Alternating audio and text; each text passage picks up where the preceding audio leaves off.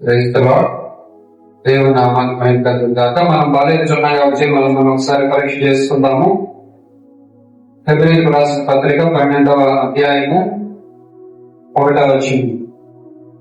ఇంత గొప్ప సాక్షి సమూహం మేఘం వలె మనల్ని ఆవరించి ఉన్నందున మనము కూడా ప్రతి భావము సులువుగా చిక్కులు పెట్టి పాపమును విడిచిపెట్టి విశ్వాసన కర్తయు దాన్ని కొనసాగించుకోండిన ఏసు మన ఎదుట ఉంచబడిన పందెములో ఓపికతో పరిగెత్తుతూ ఆయన తన ఎదుట ఉంచబడిన ఆనందం కొరకై అవమానం నిర్లక్ష్య పెట్టి సిలువను సహించి దేవుని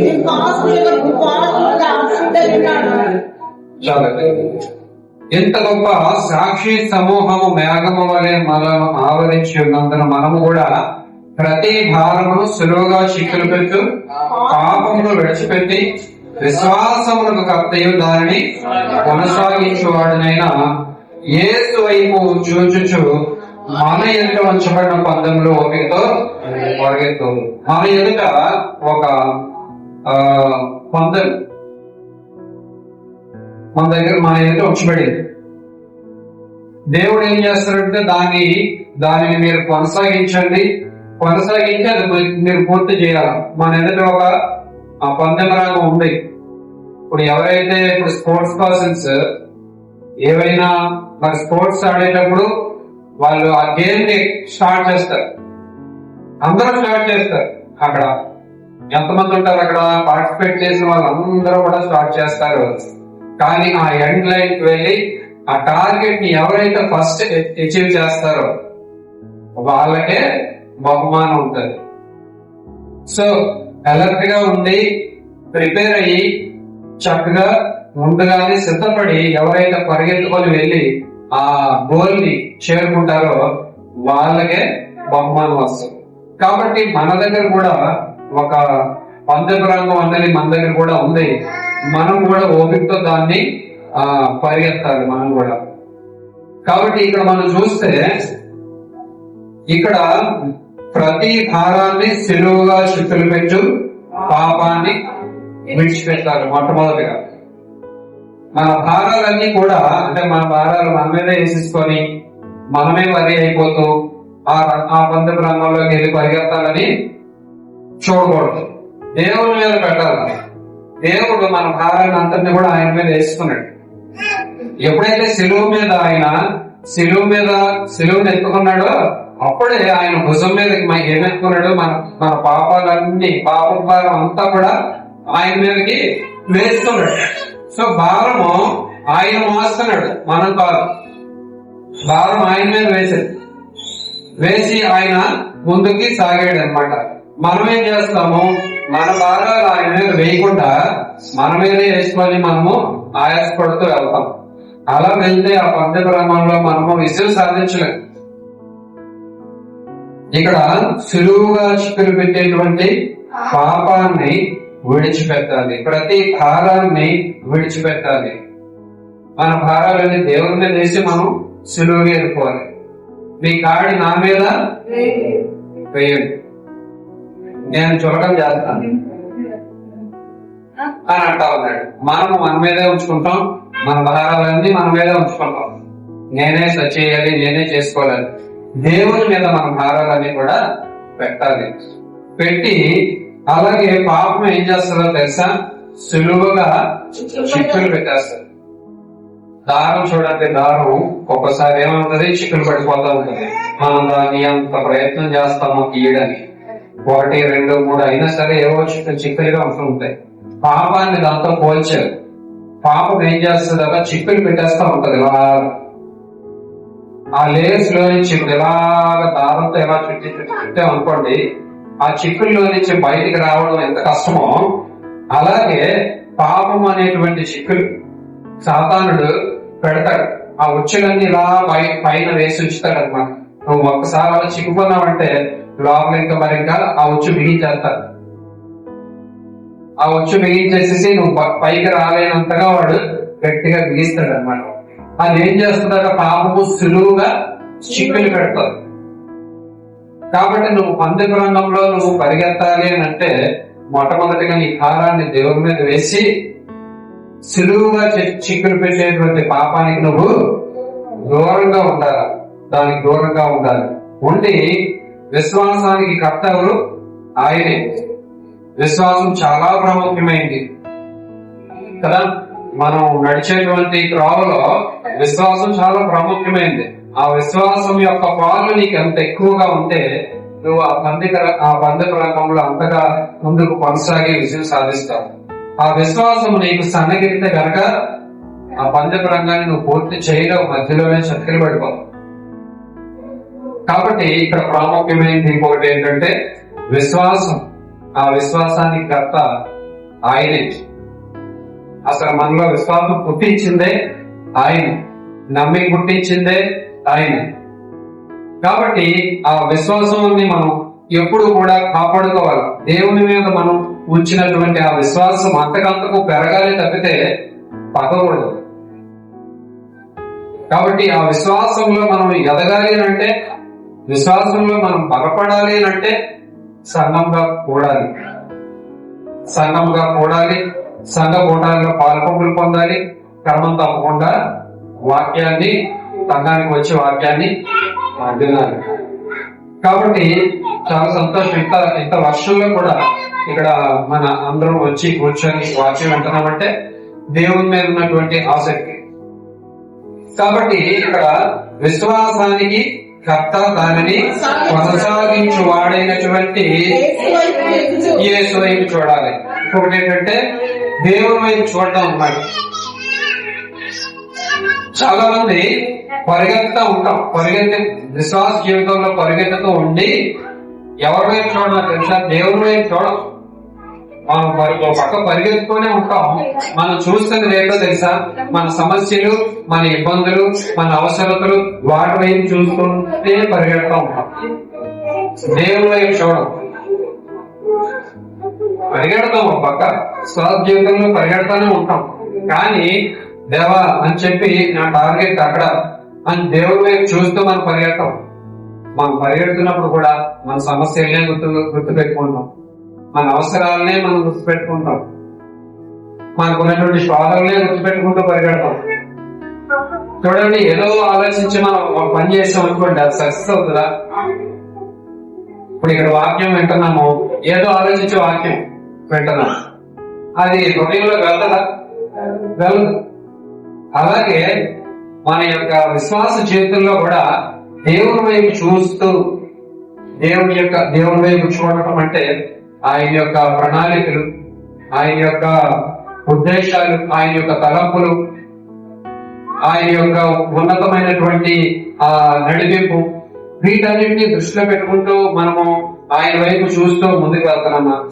లేదా ఏదో అందరూ నడుస్తున్నారు, అదే దాంట్లో అదే లైన్ లో నేను కూడా వచ్చి నడుస్తున్నానని వెళ్ళిపోతున్నామా? అలాగా ఇప్పుడు నేను ఉన్నాను, నాకు రన్నింగ్ రేస్ రాదు. ఆల్రెడీ మంచి ట్రైన్ అయినటువంటి రన్నింగ్ రేస్ లోకి నేను కూడా రిక్వెస్ట్ చేసి మధ్యలోకి వెళ్ళి నేను కూడా నిల్చున్నాను అనమాట. వెళ్తాడు, వెంటనే పరిగెడతారు, స్టార్ట్ చేస్తారు అనమాట. నేను అందుకోగలను అసలు వాళ్ళ స్పీడ్, అందుకోలేదు. ఎందుకో నాకు ప్రాక్టీస్ లేదు, ఎలా పరిగెత్తాలో తెలియదు, దాంట్లో ఉన్నటువంటి మెలకువలు ఏంటో తెలియదు, ఎలా స్టార్ట్ చేయాలో, ఎలా కొనసాగించాలో, ఎలా ఎండ్ చేయాలో నాకు తెలియదు. ఏదో మామూలుగా పరిగెత్తనే వచ్చేసి అలా పరిగెడితే నేను ఇక్కడే ఉంటాను, వాళ్ళు వెళ్ళిపోతారు ఎక్కడికో, నాకు కనిపించినంత దూరం వెళ్ళిపోతారు ఇలాగా. అలాగే కొంతమంది విశ్వాసులు ఎలా పందిపు రంగంలో విశ్వాస జీవితంలో ఎలా వెళ్తారంటే ఏదో వెళ్తున్నాం, వెళ్ళమన్నారు కదా ఈ త్రావులో, అందుకే వెళ్తున్నాం అన్నట్టుగా వెళ్తారు. కొంతమంది ఏం చేస్తారట, నేను వెళ్ళాలి, నాకు ఓపిక లేకపోయినప్పటికీ కూడా నేను పరిగెత్తాలి. కొంతమంది దేవుని వైపు చూస్తూ నేను బహుమానం పొందే రీతిగా నేను పరిగెత్తాలని పరిగెడతారు. కొంతమంది మా టార్గెట్ ఏదైతే ఉందో అది చూస్తారు, ఆ టార్గెట్ ని గుర్తుపెట్టుకొని పరుగు పెడతారు. కానీ వారి సమస్యల్ని, వారి యొక్క అనారోగ్య పరిస్థితుల్ని, వారి యొక్క అవసరతల్ని చూస్తారు. మనం అక్కడే చతికిల పడిపోతా ఉంటాం. పందెపు రంగంలో పరిగెట్టేటప్పుడు చతికిల పడిపోయేది ఎక్కడ అంటే నా సమస్యలు, నా ఇబ్బందులు, నా అవసరతలు ఇంకా ఇవన్నీ ఉన్నాయి, ఇంకా ఇవన్నీ ఉన్నాయి, అవన్నీ తీరాలి. నేను ఎదగాలంటే కొంతమంది ఏమనుకుంటారు తెలుసా, దేవునిలో ఇంకా బాగా ఎదగాలంటే ముందు ఇవన్నీ క్లియర్ అయిపోయినవాడు. మా ఇంట్లో కొన్ని ప్రాబ్లమ్స్ ఉన్నాయి, అవన్నీ క్లియర్ అయిపోతే ఇంకా నేను ఎదుగుతాను. నాకు ఇవన్నీ క్లియర్ అయిపోతే నేను బాప్టిజం తీసుకుంటాను. దేనికి మనం ముడిపెడుతున్నాం అసలు తెలియట్లేదు. దేనితో ముడిపెడుతున్నామో తెలియట్లేదు. కాబట్టి ఇదంతా కూడా ఒక ఇంటర్లింక్డ్ అన్నమాట ఇవన్నీ కూడా. కాబట్టి ఇక్కడ చెప్తుంది చూడండి, మనము కూడా ప్రతి భారాన్ని సులువుగా చిక్కులు పెట్టు పాపాన్ని విడిచిపెట్టి విశ్వాసమును కర్తయ్య దాన్ని కొనసాగించేవాడునైనా యేసు వైపు చూచుచు మన ఎదుట ఉంచబడిన పందెంలో పరిగెత్తుమందా, ఓపికతో పరిగెత్తుమందా. పరిగెత్తే వాడికి ఒక స్టేజ్కి వెళ్ళేసరికి ఒక 70% రీచ్ అయ్యేసరికల్లా ఏమొస్తుంది, విపరీతమైన ఆయాసం వచ్చేస్తూ ఉంటది. హార్ట్ బీట్ వాళ్ళకే తెలిసిపోతా ఉంటది, మనం కొడతా ఉంటుంది అన్నమాట. అప్పుడు ఏం చేసుకుంటారు వాళ్ళు, ఓపిక తెచ్చుకుంటారు, ఇంకొంచెం ఓపిక తెచ్చుకుంటారు, కొంచెం బలం తెచ్చుకుంటారు. నేను దగ్గరలోనే ఉన్నా, నా యొక్క విజయం దగ్గరలోనే ఉంది, నేను ఆగకూడదు, నేను స్లో అవ్వకూడదు అని ఇంకొంచెం ఓపిక తెచ్చుకోవాలి, ఇంకా పరిగెడతారు. ఇక్కడ పందెపు రంగంలో కావాల్సిందలా ఓపికతో పరిగెత్తాలి. చాలా ఓర్పు అన్నది చాలా అవసరం, విశ్వాసం చాలా ప్రాముఖ్యమైనది వచ్చుకోవడం అనేది. దానికి ఎగ్జాంపుల్ ప్రభు యేసుక్రీస్తు వారు. ఆయన ఓర్చుకున్నారు కదా, ఎంతవరకు ఓర్చుకున్నారు ఆయన శిలువ మరణం పొందినంతగా ఆయన ఓర్చుకున్నాడు, ఆయన రక్తం కారినంతగా ఆయన ఓర్చుకున్నాడు, కొరడాల దెబ్బలు తిన్నంతగా ఆయన ఓర్చుకున్నాడు. మొత్తం ఒళ్ళంతా దున్నబడింది, అయినా సరే ఆయన అలాగా ఓర్చుకుంటూనే ముందుకు వెళ్ళాడు. ఆగిపోయాడా, ఇక్కడతో చాలు తండ్రి, ఇంకా ఆపేసే నాకు అని అన్నాడు ఆయన. ఏదైతే అతనికి కూడా ఒక టార్గెట్ పెట్టుకున్నారు, ఆయన కూడా ఒక గురి, ఆ గురి అది కంప్లీట్ చేయాలనేటువంటి ఉద్దేశంతోనే ఆయన ప్రభు వారి లోకంలో వచ్చారు. ఆ గురి వద్దకే ప్రభు వారు కూడా పరిగెత్తి విజయం చాలా దగ్గరలో ఉన్నది. అయినా సరే కొరడాలతో కొట్టి, హింసించి, బాధించి, ఎంతో అవమానాలకు గురి చేసినప్పటికీ కూడా ఆయన కలిగినటువంటి లక్షణము ఓర్పుగా ఆయన సహించాడు. ఎందువల్ల తెలుసా, మనందరినీ ప్రేమిస్తున్నాడు కాబట్టి ఆ ఓర్పు అనేటువంటిది కలిగి ఉన్నాడు. మనం కూడా దేవుడిని ప్రేమిస్తే ఆ ఓర్పు మనం కలిగి ఉంటాం. దేవుడు మనల్ని ప్రేమించాడు కాబట్టి ఆయన ఓర్పుగా ఉన్నాడు. మనం దేవుడిని ప్రేమిస్తే కనుక మనము కూడా ఓర్పు కలిగి ఉండాలి. అక్కడ ఆ కింద వచనాల్లో అదే చెప్తారు, ఆయన తన ఎదుట ఉంచబడిన ఆనందం కొరకై అవమానాన్ని నిర్లక్ష్య పెట్టి శిలువను సహించి దేవుని సింహాసనాన్ని కుడిపార్చున తన యొక్క పందెపు రంగమందు తన యొక్క పరుగును ఆయన పొదముట్టించాడు, సంపూర్తి చేశాడు. ఆయన నీ కొరకు నా కొరకు బలి అవడం ద్వారా, యజ్ఞం అవడం ద్వారా దానిని సంపూర్తి చేశాడు. అలాగే మన ఎదుట ఉంచబడినటువంటి పందెపు రంగంలో మనము కూడా ఓపికగా పరిగెత్తాలి. 1 కొరింథీ పత్రిక 9వ అధ్యాయంలో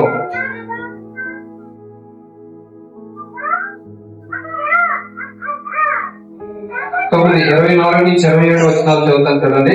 పందెపు రంగమంతా పరిగెత్తు వారందరూ పరిగెత్తుతారు కానీ ఒక్కడే బహుమానం పొందినని మీకు తెలియదా? అటువలే మీరు బహుమానం పొందినట్లుగా పరిగెత్తుడి. మరియు పందెమందు పోరాడు ప్రతి వాడు అన్ని విషయంలో మితముగా ఉంటాడు. వాడు క్షయము కిరీటాన్ని పొందుటకును, మనమైతే అక్షయము కిరీటం పొందుటకు మితముగా ఉన్నాము. మితముగా ఉండడం అంటే వాడు చాలా అన్ని విషయాల్లో కంట్రోల్ గా ఉంటాడు అనమాట. డైట్ విషయంలో ముఖ్యంగా స్పోర్ట్స్ మెన్స్ అందరూ కూడా డైట్ విషయంలో చాలా కంట్రోల్ గా ఉంటారు. చాలా వరకు చాలా ఐటమ్స్ ని అవాయిడ్ చేసేస్తారు, తినరు అనమాట. ఎందుకంటే స్పోర్ట్స్ కి అవి తినకూడదు కాబట్టి వాళ్ళు ఎంత కఠినంగా మరి ఆ పందెపు రంగంలో మరి వాళ్ళు అంత కఠినమైన డైట్ తీసుకొని ఆ కఠినమైనటువంటి ప్రాక్టీస్ ఉదయాన్నే లేచి ప్రాక్టీస్ చేస్తారో ఇదంతా దేనికోసం అంటే బహుమానం పొందినట్లుగా పరిగెత్తాలని వాళ్ళ ఉద్దేశం. సో మనం కూడా బహుమానం పొందేటట్టుగా మనం కూడా పరిగెత్తాలి అంటే మనం కూడా డైట్ పాటించాలి. అది ఈ డైట్ కాదు, ఫుడ్ డైట్ కాదు. ఈ లోక సంబంధమైనటువంటి విషయాల్ని మనము దృష్టించకూడదు. ఈ లోక సంబంధంలాగా మనం ప్రవర్తించకూడదు. లోకస్తుల వల్ల కలిసిమెలిసి ఉండకూడదు. ఇవన్నీ చాలా ఉన్నాయి. వీటన్నిటిని మనం అవాయిడ్ చేస్తూ మనం ముందుకి వెళ్ళాలి, బహుమానం పొందినట్లుగా పరిగెత్తాలి. అందుకే ఇక్కడ అంటాడు, నేను గురి చూడని వారే పరిగెత్తువాడను కాను గాని గాలి కొట్టను నేను పోట్లాడలేదు గాని ఒకవేళ ఇతరులకు ప్రకటించిన తర్వాత నేనే భ్రష్టునైపోదనేమో అని నా శరీరాన్ని నేను నలగొట్టుకుని దాన్ని లోపరుచుకున్నాను. ఒకరికి చెప్పి నేను తప్పిపోతానేమో అని ముందు నేను జాగ్రత్త పడతాను. నా శరీరాన్ని ముందు నేనే నలగొట్టేసుకుంటున్నాను. వాళ్ళకి బోధించడం, నేను వాళ్ళకి బోధించి నేను తప్పిపోతానేమో అని నాకు భయమేస్తుంది. చూసారా ఎంత జాగ్రత్త వహిస్తున్నాడు తన యొక్క విశ్వాస జీవితంలో, తన యొక్క పందెపు రంగంలో పరిగెత్తేటప్పుడు ఎంత జాగ్రత్త వహిస్తా ఉన్నాడు బోధుడు. అలాగే మనము కూడా మన విశ్వాస జీవితంలో కూడా చాలా జాగ్రత్తగా అక్కడ బహుమానం పొందే రీతిగా మనము పరిగెత్తాలి. 2 తిమోతి పత్రిక 4:7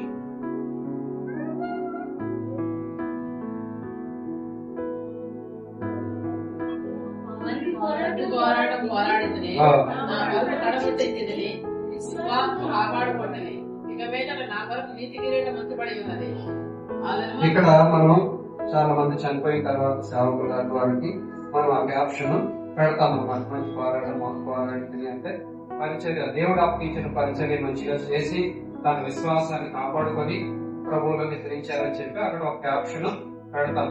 కానీ ఈ యొక్క మాట మనందరికీ కూడా, విశ్వాసమైనటువంటి ప్రతి ఒక్కరికి కూడా ఇది చెప్పగలగాలి. ఒక స్టేజ్ వచ్చేసరికల్లా నేను కూడా మంచి పోరాడాను, నా పరువు కడమర్తించాను, నా విశ్వాసాన్ని నేను కాపాడుతాను అంటే చివరిలో at the end of life, అంటే చివరిలో మనం ప్రభువుని చేరుకుంటాము అనేటువంటి సమయానికి మనము ప్రతి ఒక్కరిని కూడా చెప్పగలగాల్సినటువంటి మాట అది. ఎందుకు అని అంటే మధ్యలోనే చాలా మంది తగ్గిపోయే వాళ్ళు 3 మంది ఉన్నారు, వెనక్కి వెళ్ళిపోయే వాళ్ళు చాలా మంది ఉన్నారు. ఇదేంటి నేను పరిగెత్తలేకపోతున్నాను, ఇంకా ఎంత దూరం పరిగెత్తాలి అని మధ్యలోనే చతికి పడిపోయే వాళ్ళు 3 మంది ఉన్నారు. నేను ఆయాస పడిపోతున్నాను, నేను పరిగెత్తలేని ఆగిపోయిన చాలా మంది ఉన్నారు. పరిగెడితే అక్కడ బహుమానం ఇస్తారో లేదో తెలియదని చతికి పడిపోయిన చాలా మంది ఉన్నారు.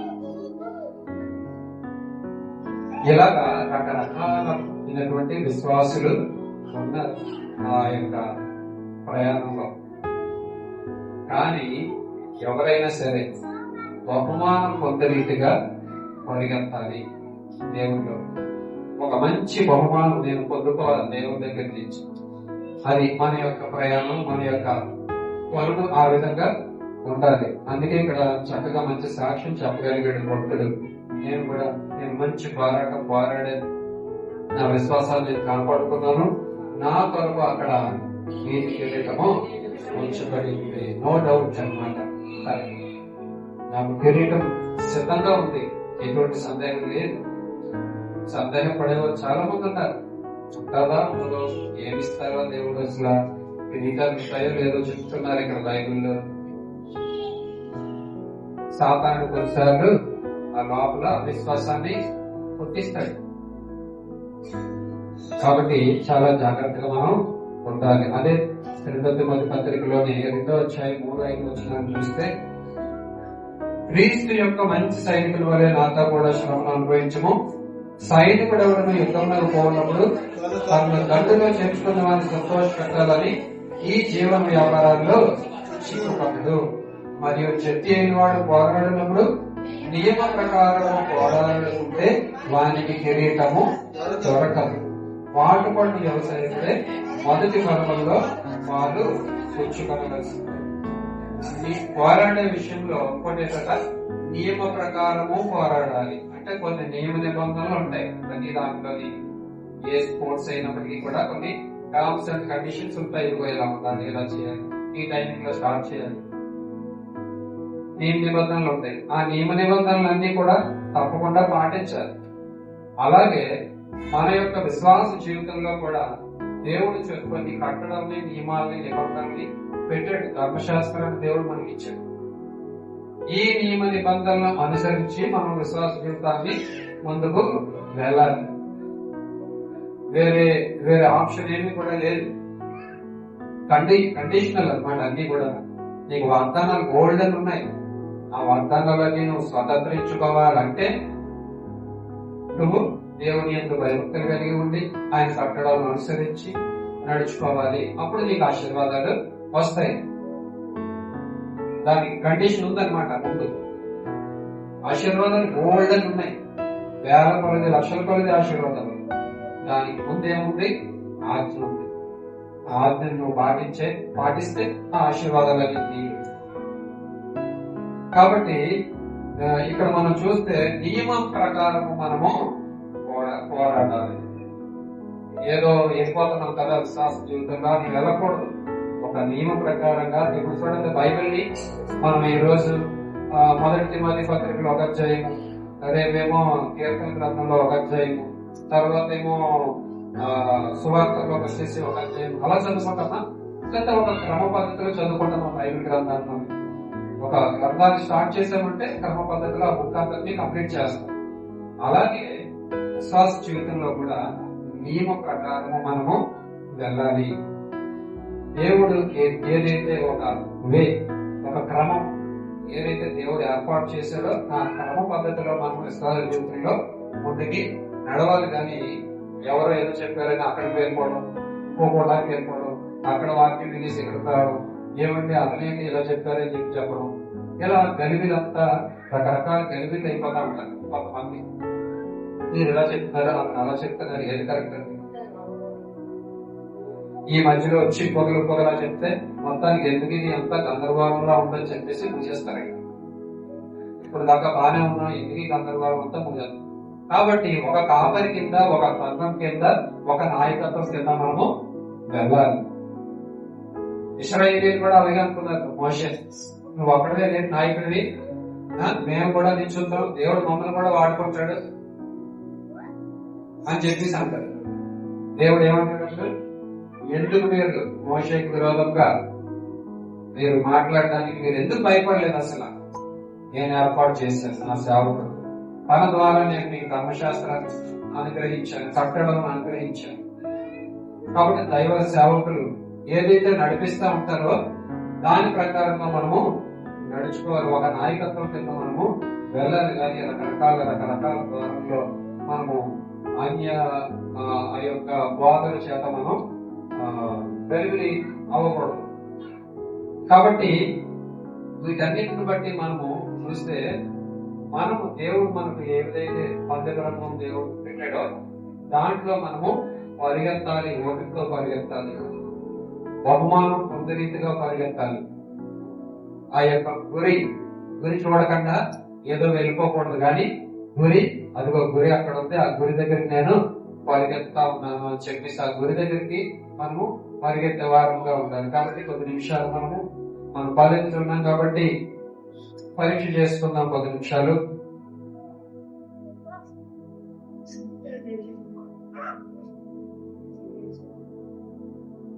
ప్రభువారి కొరకు ఆయన నలుగొట్టబడ్డాడు, విరుగొట్టబడ్డాడు.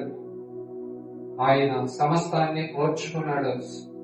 సహనము, ఓర్పు కలిగినటువంటి వ్యక్తిగా ఆయన ఎంతో ఓర్పు కలిగి మరి ఆ కార్యాన్ని జరిగించారు.